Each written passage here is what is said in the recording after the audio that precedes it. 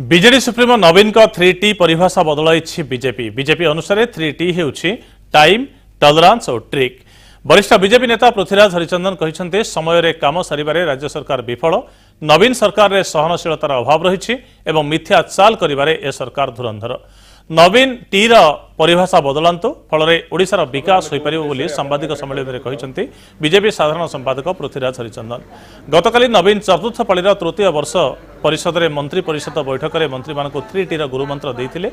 नवीन कहते team work, technology और transparency कथा। टॉलरेंस लिमिट ये सरकार नवीन बहुत कमी जाइए। टॉलरेंस लिमिटा को टिके बढ़ातु, निजर हृदय को चौड़ा न कले राज्य में शासन करने निश्चित भाव में संभव नुहे। तेणुक जदि जो कथा आपड़ कहते ताकू जोड़िए जोड़िए कथा को जदि वैजयंत बाबूंकर कौन कथा को लेकिन समालोचना करवा कि कौन सजेसन दवा सहित ये खणीर बंद करवा जदि संजोगवशत एका कथा तारी उपर आधार करके होता है, ये निश्चित भाव में एक दुर्भाग्यजनक कथा एवं जड़े प्रकृत शासकठू एभलिया व्यवहार आशा करा जाए ना।